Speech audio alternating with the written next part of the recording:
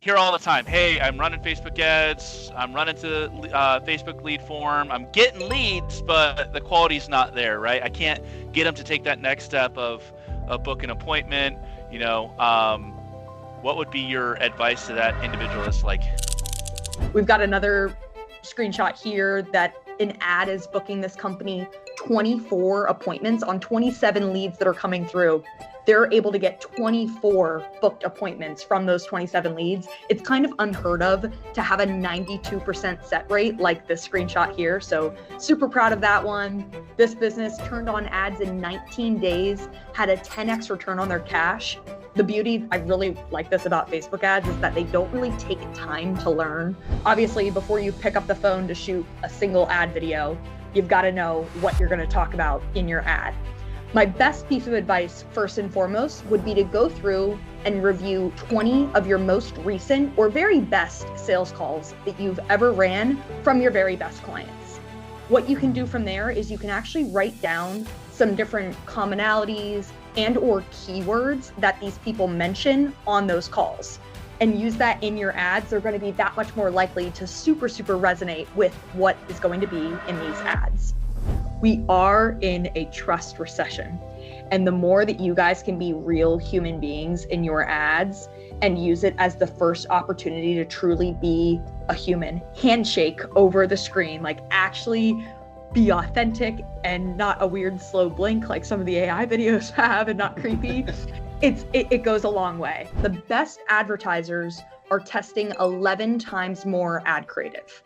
So in the next 30 minutes, I want to go ahead and I want to share straight tactical info for you guys that you could feel inspired to act on tonight or tomorrow or over the weekend, and truly a step-by-step kind of guide on exactly what I would recommend doing to make some $1 million ads.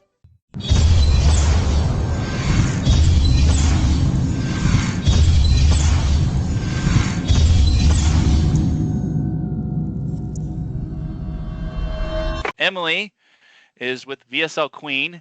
How long have you been running VSL Queen now, Emily? About 3 years. 3 years. Awesome. And I'm just super excited for Emily to be here. Absolutely knows a ton about Facebook ads, about creative, about getting people to respond. She's got a ton of awesome stories and kind of amazing people that she's worked with in the advertising industry, as well as her own clients that are not in the advertising industry. And so, Emily, I know that, you being here today, some of these folks, they may run into opportunities and work with you on creative, but I know that your heart is that you're investing in others. And so I just want to say thank you very much for doing that. I hope it returns to you tenfold for making this investment in others. And so today, what was our title here? We have VSL Queen's Playbook: Creative Secrets of High Performing Facebook Ads. Whew, that's a whole mouthful. That's like a Fall Out Boy artist, Fall Out Boy song name there. But nevertheless, if you guys have struggled with creating high performing Facebook ads, a lot of it comes down to creative.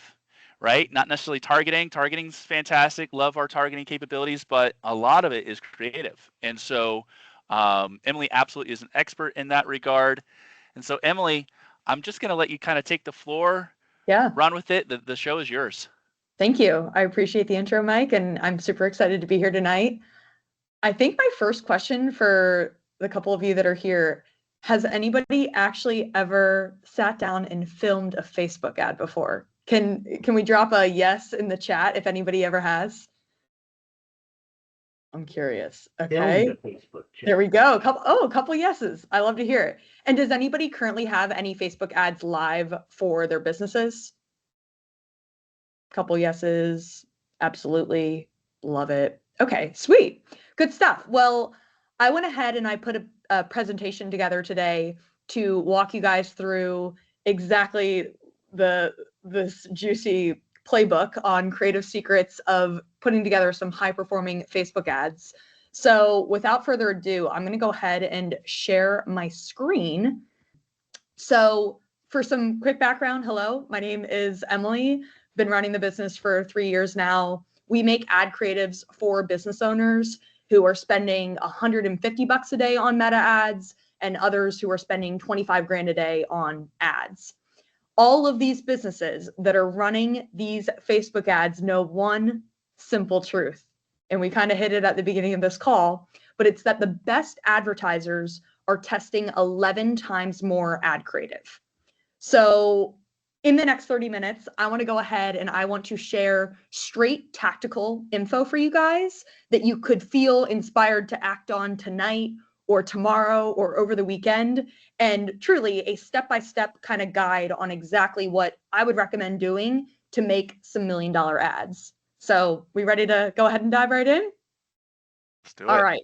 So some quick results on exactly what I'm about to show you, just like the ability and what an amazing ad can do for a business. This screenshot over here on the left is for a company that literally was putting 20 to 25 grand per day behind a handful of creatives. We've got another screenshot here that an ad is booking this company 24 appointments on 27 leads that are coming through. They're able to get 24 booked appointments from those 27 leads. It's kind of unheard of to have a 92% set rate like this screenshot here. So super proud of that one. This business turned on ads in 19 days, had a 10x return on their cash. The beauty, I really like this about Facebook ads, is that they don't really take time to learn. There's a lot of other, methods out there to get leads that people say, oh, it's going to take time. Facebook ads, you could turn on ads tonight and literally get some killer qualified leads and new business tomorrow. So got that there. Beautiful lead flow. We've also got this client here that had historically always seen leads for like $100, and they had our ads live for just a few days and they were able to see a $51 qualified lead come through. So yeah, quick results for what we're about to dive into. So very first thing I want to share with you guys is the very best way to come up with unlimited amounts of ad ideas. Obviously, before you pick up the phone to shoot a single ad video, you've got to know what you're going to talk about in your ad. My best piece of advice, first and foremost, would be to go through and review 20 of your most recent or very best sales calls that you've ever ran from your very best clients. What you can do from there is you can actually write down some different commonalities and or keywords that these people mention on those calls. In your ads, what you want to do from there is you want to speak and sound like your very best ideal avatar. And if you can learn their language that they're using and use that in your ads, they're going to be that much more likely to super resonate with what is going to be in these ads. So with that, I wanted to go ahead and share a couple of these phrases or keywords that we've accrued over the past several weeks and months as to what my ideal avatar at my business resonates with. So my ideal client are business owners spending $5,000 a month or more on Facebook ads. So you've kind of got like your do's and don'ts column here. The thumbs up that I would get from all sales calls would be a person that says, hey, I don't want to film all my own ads, or I'm maybe looking to sell my company. And if I'm looking to sell my company, I shouldn't be the face in all of my ads. Maybe business owners that we've worked with have tried to work with Fiverr or like Upwork creators in the past. They've maybe been interested in testing multiple personalities in their ads. They're looking to save time. They're open to that creatively testing kind of stuff. They're looking to scale. They're not like trying to be stagnant. They're looking to scale their company. They have closers to feed and calendars to fill, and also to kind of that qualifier around them spending $150 a day or more on ads. And then over here, I've got all the bad things, what I don't want to hear these things on a call. So things like, oh, I've paused my campaign. That's a bit of a red flag. They think that they're in this really saturated market. They only test with static image ads. They only maybe have one sales member on their team. They're a startup, or they're currently in the process of like securing funding. Again, I'm just being super honest with you guys of some of the red flags that I would see and kind of call out as to, do I think that this is a qualified person or not? Maybe they have multiple small businesses. They have less than 3 active ads in their ad account. or maybe they're exploring both TikTok ads, LinkedIn ads, Snapchat ads. They're a little scattered. So these would be my green keywords and my red keywords. From there, what you do when you're doing all this is you're essentially setting a floor for your marketing. So what does that mean? Once you find all these keywords and all these commonalities, you are able to essentially craft your very best, all the green flags ideal client. So here's a quick rundown of like what our very high level ideal avatar might look like. I've got John. He's married. He runs a niche specific lead gen agency doing $4 million a year. He's got a bunch of active ads, 16 ads is pretty good. He's on camera. He runs some statics and so on and so forth. So I've got John here. What do you do once you've had this John Baker ideal avatar? Well, you start to craft an ad.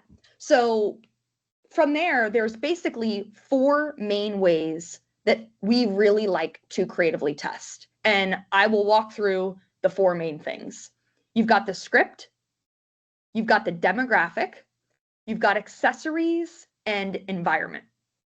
So first things first, you've got to decide what you want to say in an ad.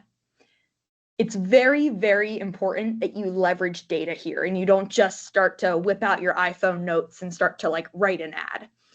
If you try to write killer direct response copy without some data or proof, there's a really good chance it might not convert that well. So I'm presenting you guys with my very favorite spy tool. Not sure if any of you guys have ever jumped into the Facebook ad library before, but basically you can jump into the ad library and see what your current direct competitors' ads might look like, or you can look at literally any company under the sun and see what types of ads they're running.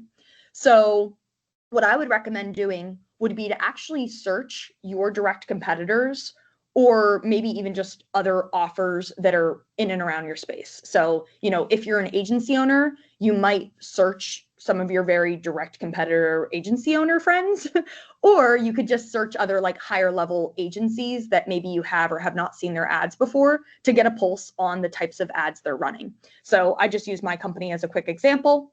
From there, I would recommend looking for their longest running ads. If I see that it's a long running ad, again, another green flag there, it probably means that it's a profitable ad and it's clearly doing something for the business. So I would go ahead, scroll all the way down in that ad library and look for the longest running ads. The one that I pulled here is a screenshot from May 11th. So the fact that we've been running this ad since May probably tells me it's doing fairly well for the company. You can go ahead and pick which one you'd like to model after. From there, I would recommend, if any of you guys use Slack, it's actually my favorite transcriber for playing a video. So what I would actually recommend doing would be to play out the video that we were just on, open Slack, record that audio clip, and then go ahead and play the video. From there, you're going to have the exact script for what is said in that video. If you guys have any other like quick hacks for how you can take a transcription of a video, you could probably do it through like text or some other things. But this to me is the fastest, quickest way to do so. From there, I would jump into ChatGPT and have them quickly take out the timestamps of that video because you're going to get timestamps by doing that recorded audio. And then you've got the exact script that was clearly doing very, very well for your competitor or for another business that's in and around your neck of the woods. And you essentially can use that script to now use those bones to make it yours. So what I would recommend doing from here would definitely be to open back up that ideal avatar document. I would go through the bones and obviously make it feel like it's coming from your mouth, it's your language, and it needs to be unique to your business. And then I would also go ahead and recommend adding on some additional hooks to that one script that you pulled. A couple other recommendations for scripting and offer creation is all around using very niche specific language. So I used 3 quick examples here. You might consider saying in your ad, and again, some of this comes off of that ideal avatar doc that I was just referencing, you could say something like home service businesses. You could go a layer deeper and say HVAC businesses, if your company services HVAC business owners. And then you could go one layer deeper by saying HVAC business owners doing over 5 mil a year or more. And by having your very, very niche specific language in your opener of your ad script, I promise you it's going to bring the right people right there in through your ad, and quite frankly, disqualify all the other guys that you're not that interested in talking to. Making sense? Excellent. Yep. My next recommendation would be to frame your offer as if you're making them money, not saving time. While helping somebody save time is obviously a very valid offer, and I'm sure a lot of us as business owners are helping other people or other business owners save time, it definitely can work with cold traffic, which is essentially who we're hitting on Facebook ads. But I typically find that it would never perform as well as helping a client make money. Now, another caveat here is not helping them make money, but it's helping them make more money. So again, going back to this cold traffic here, cold traffic is going to respond best to offers that are helping them make new money, not revenue they would have otherwise earned without you. So instead of just helping them squeeze more out of what they currently have, if you can find ways to obviously unlock new money, it's going to be that much more enticing. Don't get me wrong, your offer is likely to help them make more of the current available cash on the table. But if you can find more ways to make it even that, make them make more money, it's just going to be better in the long haul. So those are all my recommendations for cracking this script. The next thing we should look at is the demographic. So this is essentially looking at who is going to be the person in the ad. Again, very, very important. There's going to be a lot of themes of leveraging data. Very important to leverage the data here. Don't just assume that it should be you as the business owner in your own ad. A lot of considerations to make could be the gender of who the individual is, the age of the person, the ethnicity, and also the personality and how this person's tone is are all going to be very, very significant when deciding who this should be. You could cast your ad with yourself. If you decide that you are going to be able to best resonate with your ideal audience, you might consider casting a team member, or you might considering hiring someone. If we go back to the HVAC example, if you're trying to target HVAC business owners that make 5 mil a year or more, you might think about, okay, who's my average guy or gal that's going to own this HVAC business? And then you might think about who would best resonate with this guy. And if you feel like it's yourself, by all means, put yourself in it. If you have another team member that you think might be able to relate well, go in that route. And then obviously you could also hire someone. That cracks most things around the demographic. The next fun one are accessories. Human beings are very judgmental. Being very intentional with what you have on and how you look in the ad go a very, very long way. So a couple things I wanted to highlight here. Here's me in some ads. Whether you have a podcast mic or not, that is going to make a person think a certain thing about you. Whether or not you have a wedding ring on, that also sends a signal to potentially your ideal client or not. If you have corded headphones, that also sends a signal. Maybe you even have on a company shirt for your business. All these things send very, very small signals or very major signals. So it's extremely important to sit down and think about what you do and don't want to be displaying to leave a certain mark on a person. And again, this is also a pretty fun way to creatively test. Shoot one ad with corded headphones in and shoot the next ad without and look for data. That's accessories. Last piece here is the environment. So human beings are judgmental, yet again. Be very intentional with where you are and what's in your background. So got same thing here. We've got kind of an office setup with a nice blue sky. Here we've got this neutral background. I live in Tampa, Florida. This is me taking a walk on Bayshore, shooting some ads. This is just a common like walkway in Tampa. And then from here, I'm shooting an ad in a car. To be honest with you guys, I would recommend shooting some of your very first ads in just super casual environments.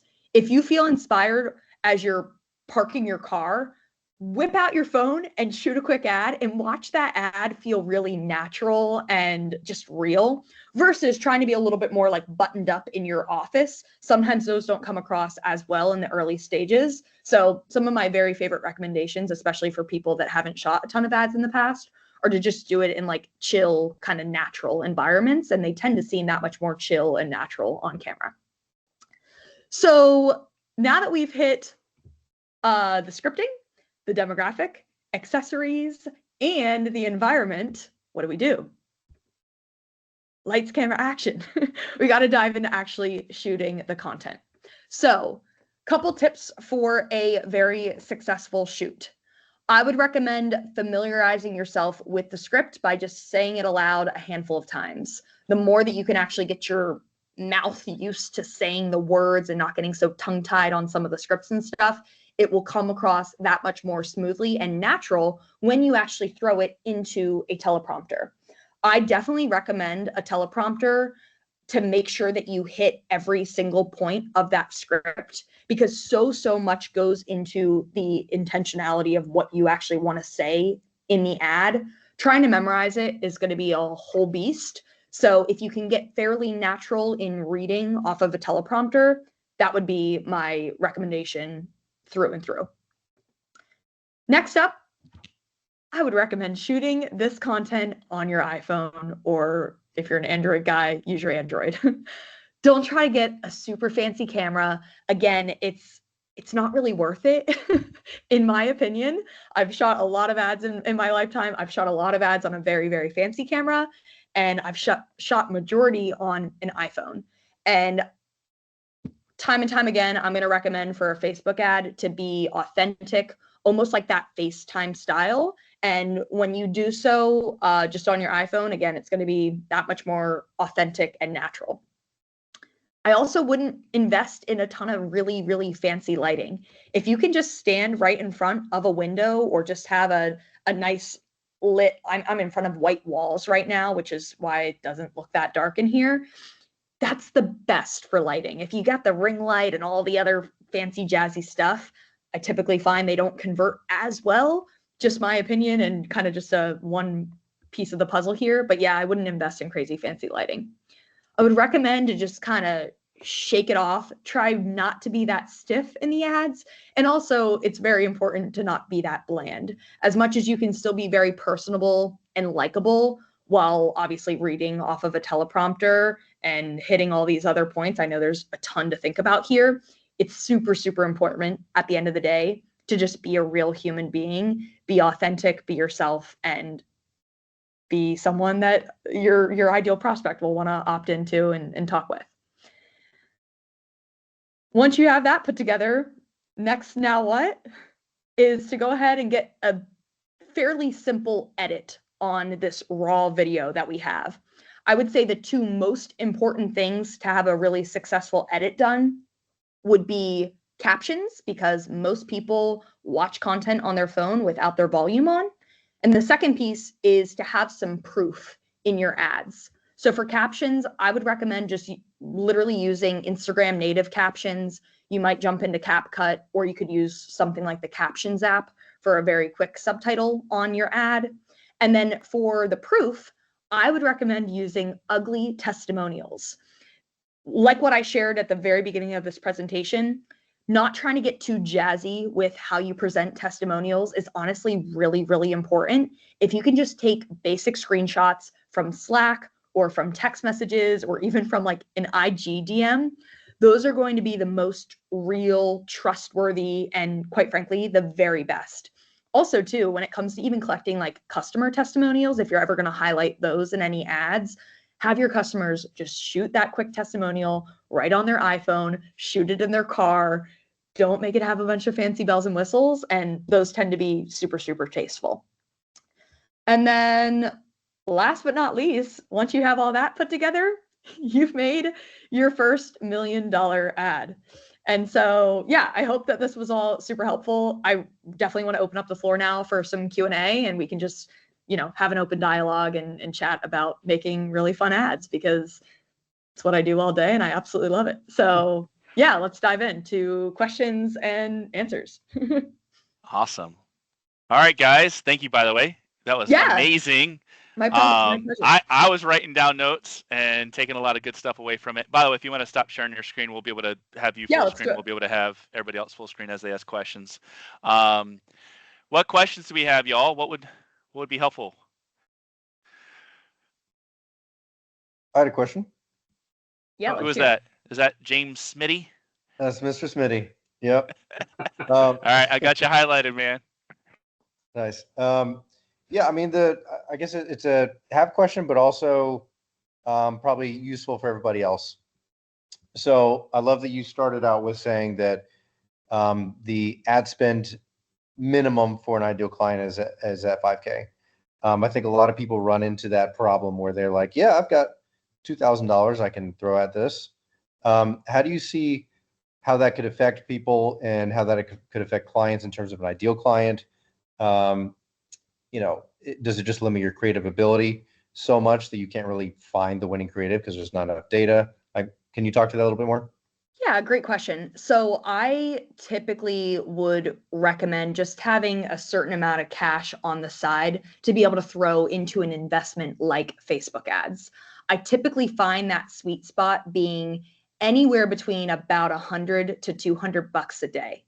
Have I seen clients that have launched very successful Facebook ad campaigns at $25 to $50 a day? The answer is yes, but I would just recommend from a comfortability standpoint to have about 2 to 3 months of runway plus roughly $100 to $200 a day to begin getting enough of that data and being able to put enough cash behind the amount of creatives that you launch, which is something I didn't hit, but I would honestly recommend launching minimally 4 videos at the time of you getting into Facebook ads.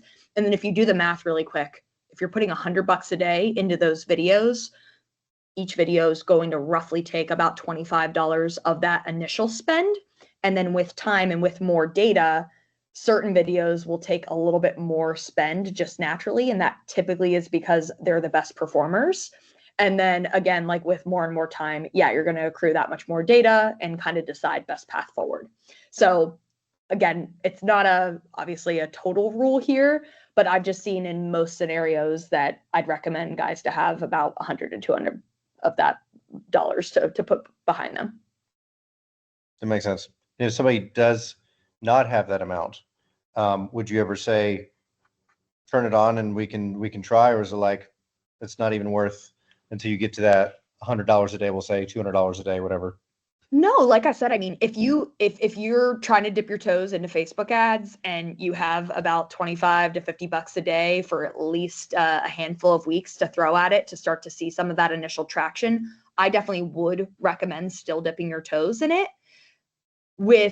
In terms of our kind of baselines for who we typically work with and how we can structure the best partnerships, that's kind of a non-negotiable on our end. But I've seen a few sort of one-off cases kind of slip through and it still works just perfectly fine.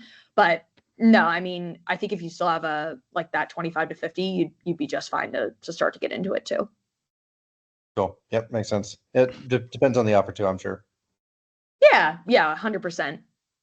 Yeah, cool. Thank you. Yeah. Awesome, James. Thank you. We got Devin here. I'll spotlight you, sir. So, Emily, thank you so much. I really appreciate this. I've got a few questions, if that's good. Yeah, one is you mentioned a teleprompter. I've actually looked into this, and there are a few apps. There's some free. There's some paid. There's actually real teleprompters. Mm-hmm. What is your go-to? What do you recommend? My favorite is called, I believe, Teleprompter Pro. It's the icon looks like that. And yeah, it's navy with white. And it's literally so simple. Every time you want to upload a script, there's just a little plus mark. My Mac can talk to my phone, obviously. So if I'm pulling a script directly from my computer, and I want to hit paste, I just paste it literally right in there without having to carry it into my phone.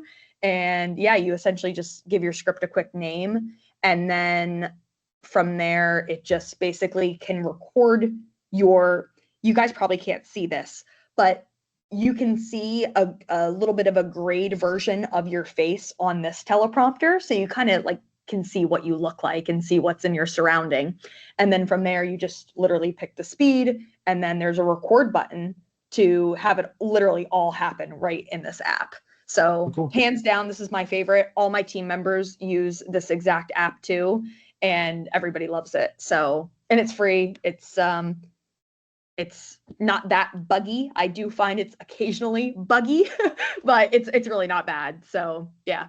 I gotta ask this real quick in terms of speed. What is that is the one thing that's always hung me up about a teleprompter. I'm like, it's too fast. Like trying to find that perfect. What is normal for you?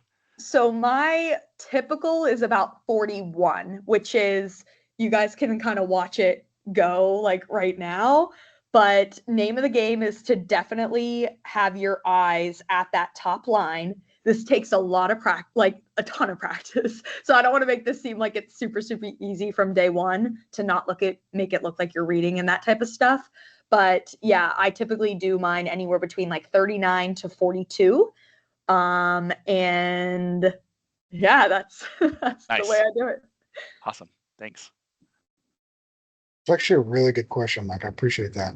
Absolutely, man. Yeah. Got you.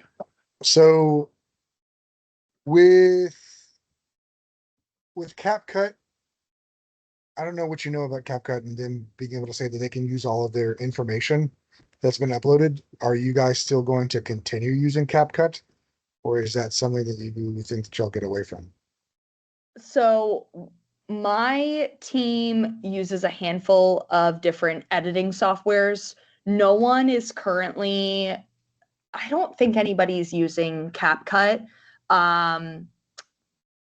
I actually wasn't aware of that information that you just shared, but yeah, the team uses a handful of different things on their back end. Cool.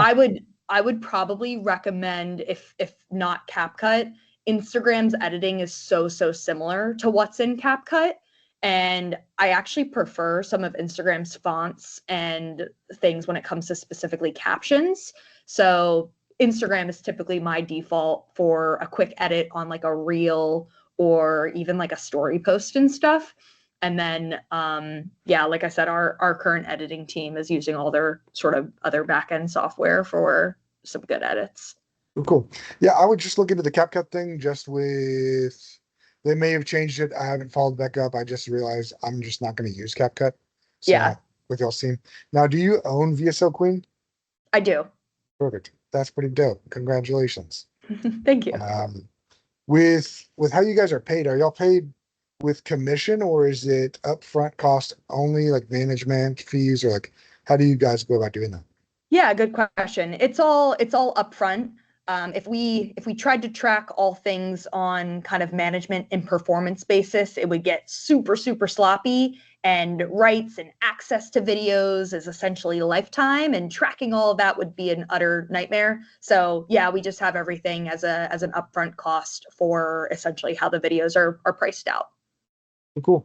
And do you, I guess, follow up for that, do you price out like a certain amount of videos, or is it like, how do you guys go about doing this? Yeah, so we price it out on a video kind of package level. So we offer as many as 40 videos in a pack and as few as 4 videos in a pack. And then essentially the videos just have like a per price basis.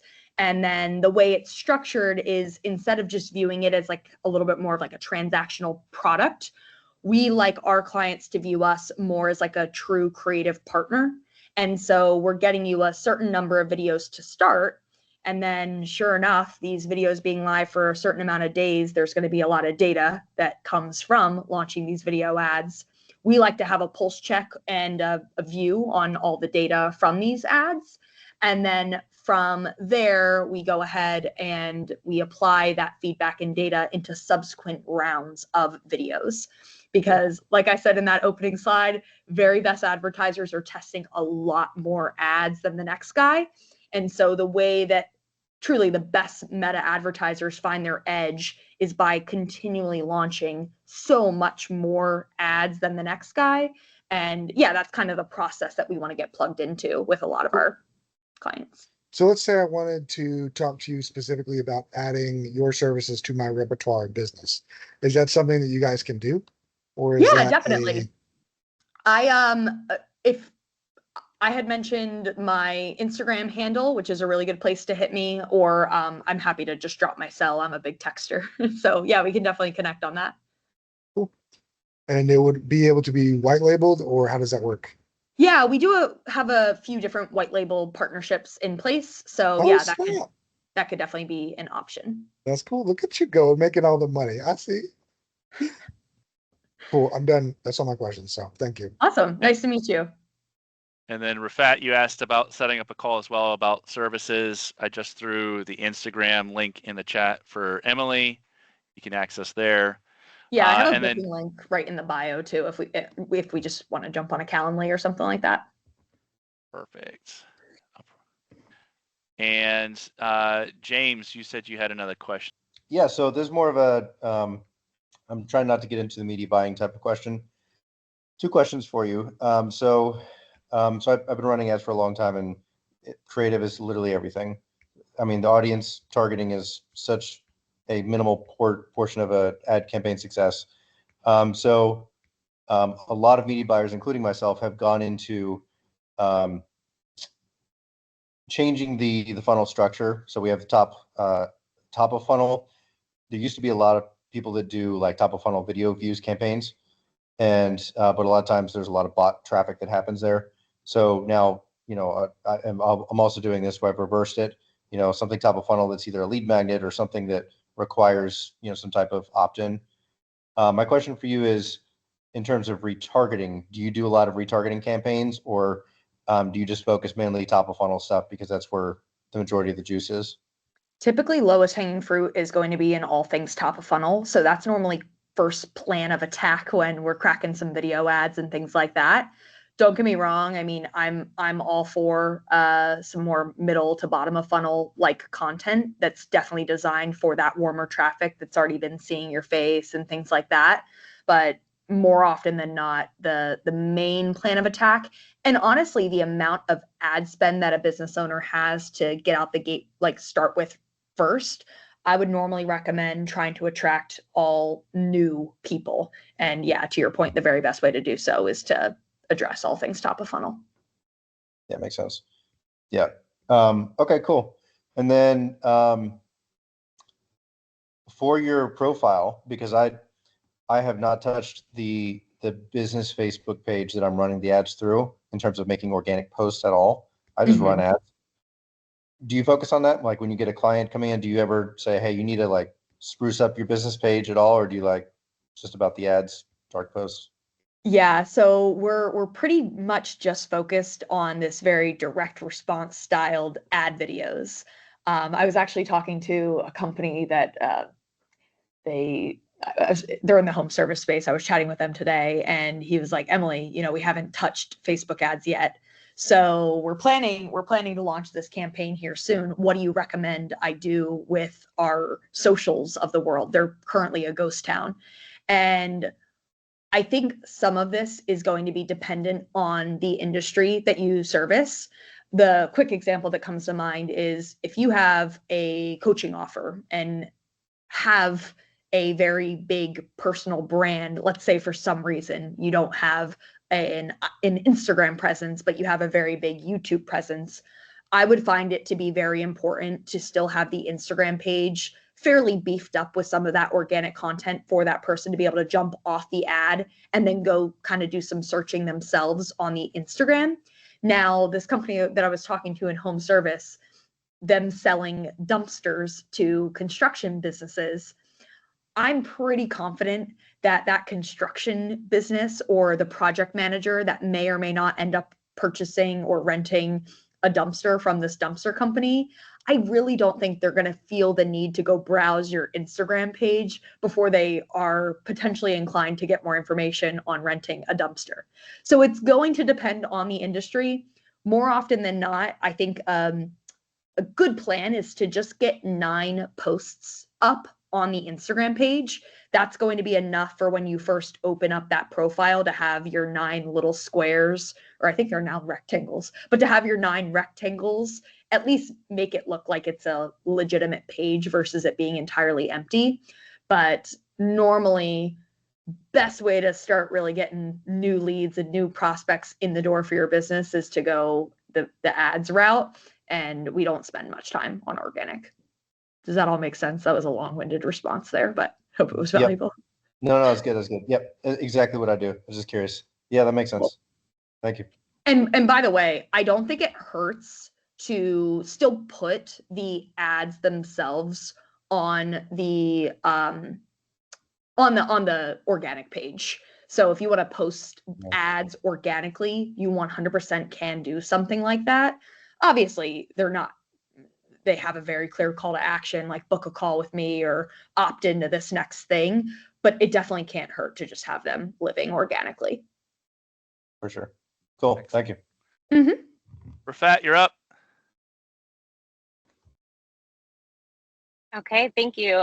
Emily, lots of great information. So thank you for sharing. I'm driving, so I'm not on camera, but a question that I have is, for the ads that you're running, typically what's the, where are you driving the traffic to? Is it a landing page? Is it some sort of like, chat? It would help me understand. I'm asking because so outside of my digital marketing agency, I also lead a marketing department, and we're kind of in the process of starting to launch Facebook ads. And our typical form that is filled out, it's for home mortgages, and it's a lengthy process, right? Mm-hmm. And it works, I guess, for Google ads, but I'm curious as to your take for Facebook ads. Yeah, great question. So for my funnel, I am doing a quick information grab directly in Facebook. So I primarily run lead form ads. So information that I collect right up front from a business owner are things like first name, last name, email, phone. And then I also confirm that the business is currently running Facebook ads. And I have a quick qualifier there. From there, that individual is redirected to a landing page that has a full-fledged VSL, a video sales letter. It's like a quick 4-minute video on that page, which they can or cannot watch. And then the next step from there would be to go through the booking page to actually book a meeting through Calendly. Previously, when I initially launched Facebook ads for my offer about 2 years ago, I ran DM ads. So my call to action for business owners was actually to DM me the word queen, and we'll see if we can help out your business. And then we would have you can either like automate some of that sequencing. If you guys are familiar with ManyChat, some businesses will just automate kind of that back and forth in the DMs. I actually did a lot of it manually because a lot of the marketing and intention behind what I'm doing with my business is a little less for the volume play, and it's more for quality business owners. So if I got a qualified business owner, I actually wanted to be a real human being and like text back and forth with them versus it being automated. That got old kind of fast. So I stopped doing that funnel approach, and now everything is very much done through the whole book a call process. In your opportunity here, I might still recommend some very quick qualifying information right there in the lead form on Meta. The beauty of that is you can instill some conditional logic within Facebook directly to qualify or disqualify that person from additional steps being taken or not. And that kind of helps Facebook, and I'm not, without sounding too technical here, it does help Facebook with time to prime it to bring in a certain quality of person or, less of the disqualified individuals. And then you could still have them have that holding pattern on a landing page to decide what you want the lead to do from there, whether it's to enter in a bunch more of that information that you guys would typically collect, almost through like a, for lack of a better term, almost like a quiz funnel approach. You're just collecting a lot, more of that information on the landing page, or if you want to direct them to book a call, whatever, next best steps would be. Awesome. Thank you so much. That's really helpful. Yeah. All right. I've got some questions that I'll throw at you, if that's all right. Let's hear them. All right. So, but Devin, you gotta wait. Sorry, I threw myself out there first. Sorry, Devin. So I want to give you some stuff. Hear all the time. Hey, I'm running Facebook ads. I'm running to Facebook lead form. I'm getting leads, but the quality's not there, right? I can't get them to take that next step of book an appointment. What would be your advice to that individual that's like, man, I'm getting leads, but the quality's like a concern? How would you First improve thing that? I would look at would be the creatives that they're running.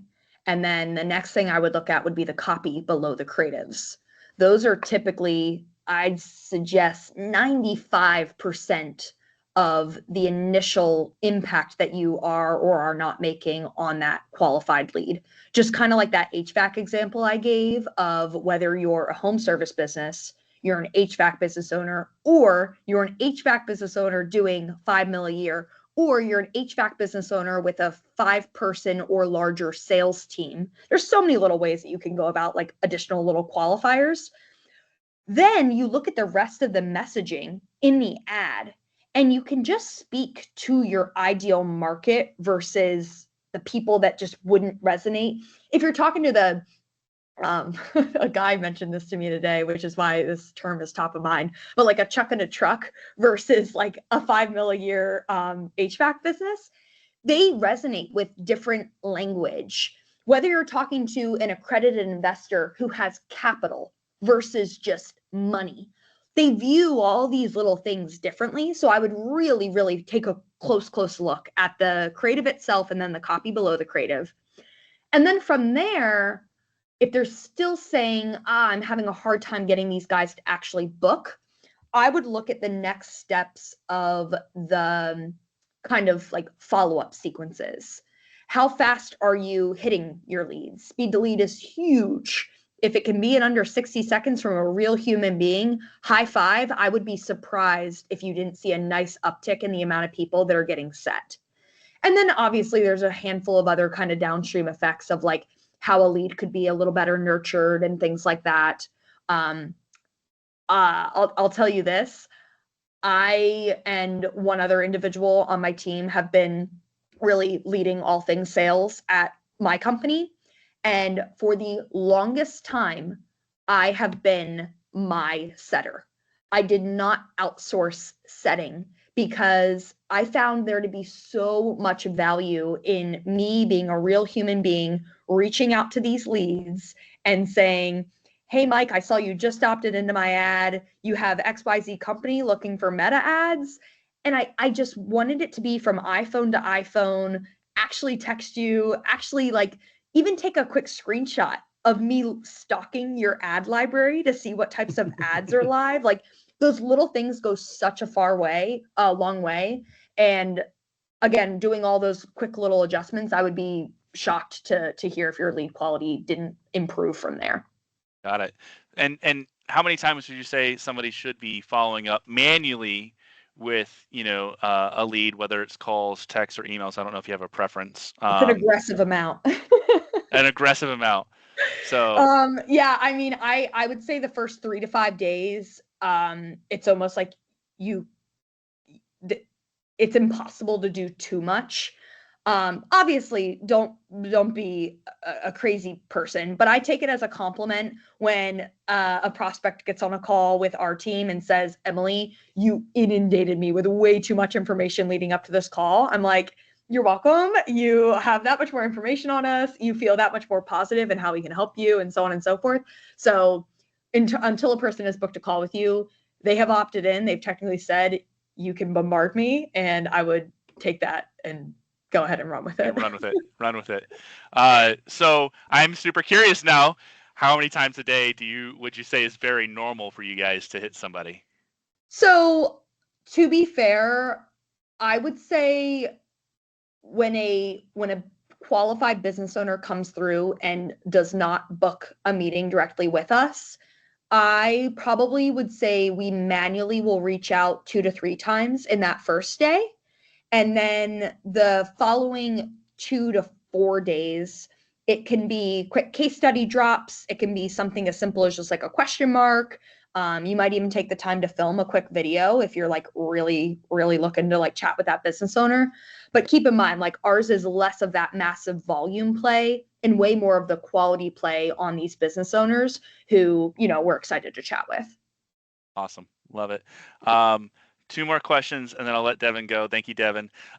Is one, I'll tell you, for me, like when I've been recording videos, I had never figured out the teleprompter just right. I just never did it. So what I did was I was like, I'm just going to memorize one sentence at a time and I'm going to stitch it all together.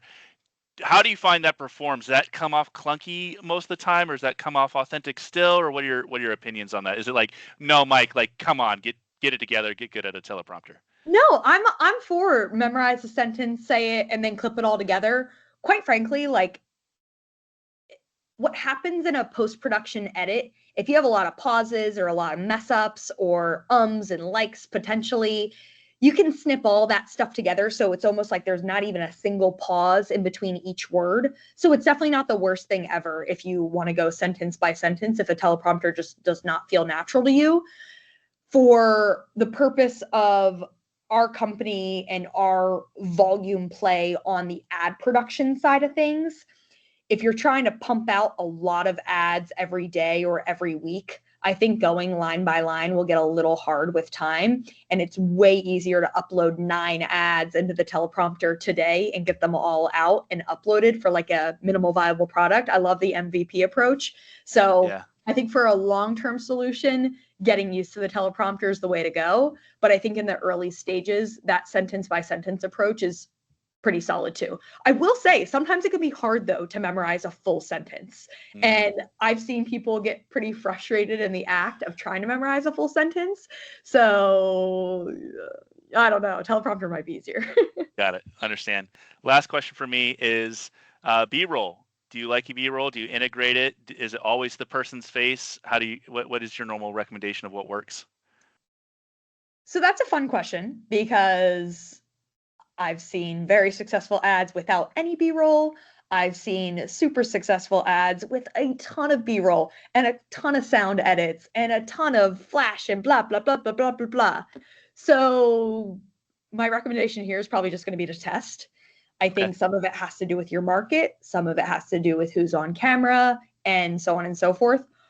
Our standard formula and approach at our company is for our editors to do a pretty nice edit with some B-roll flashing in every 3 to 6 seconds or so. So we are typically in favor of some B-roll.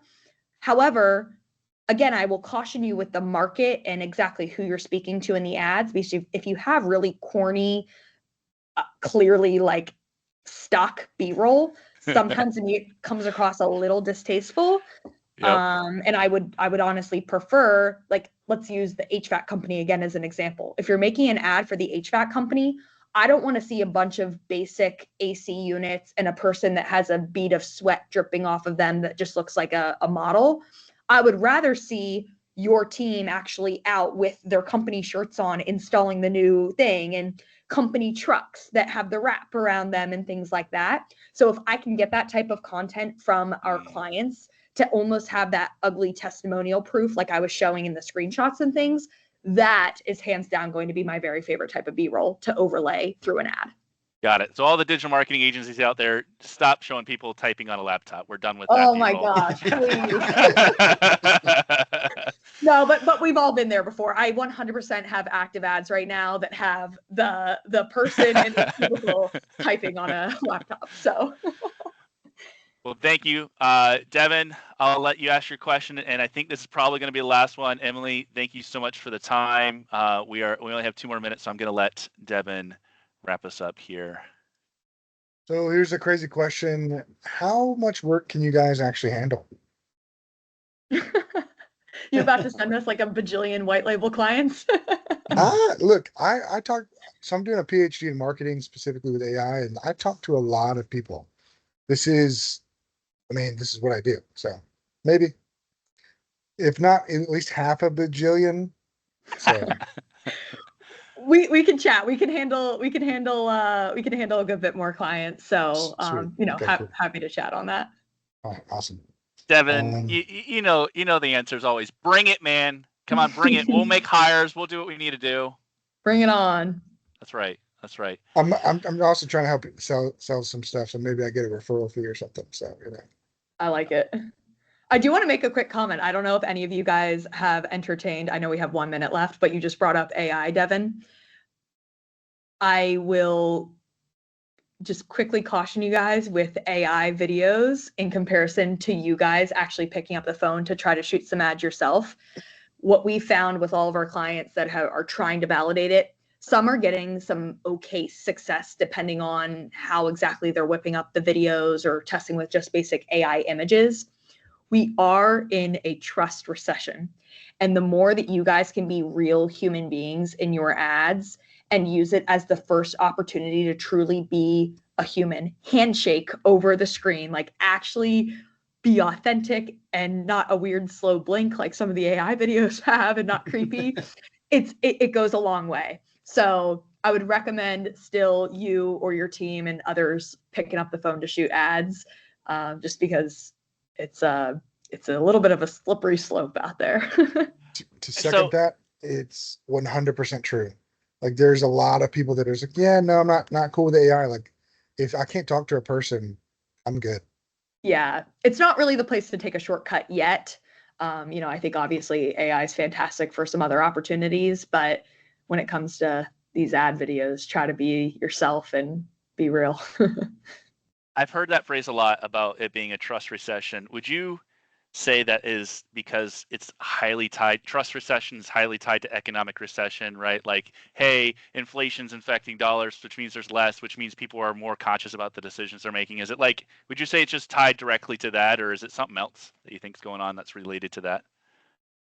I mean, yeah, I do. Could that be part of it? Yeah, 100%. I think that we're all in the internet marketing lands, and it's all very remote, right? And people are all just scrolling, and you're consuming hundreds of videos per day and hundreds of photos and things a day, and it's kind of like what's real, what's not, who to trust, who not. And so even my point around using like the ugly testimonials and stuff, that's just an opportunity to show like you're real, you're raw, you're legit, you have a company, and these are like just real evidence and stuff. So yeah, I think there's a lot of things that kind of go into it, but no, that's fair. Emily, thank you so much for investing in this was a blast. I really appreciate it. I know a lot of people gained a lot of knowledge. Guys, don't just take the knowledge, but go apply. And then when you do, some ads tonight, people. That's it. And then when you do, send Emily a message and tell her thank you. And the Instagram for Emily is in the chat, but if you just look up VSL Queen, you'll find Emily. So, Emily, thank you again. Yeah, thanks, guys. Enjoy your night. You as See well. ya. Thanks. Bye, y'all. Thanks, Emily. Bye-bye.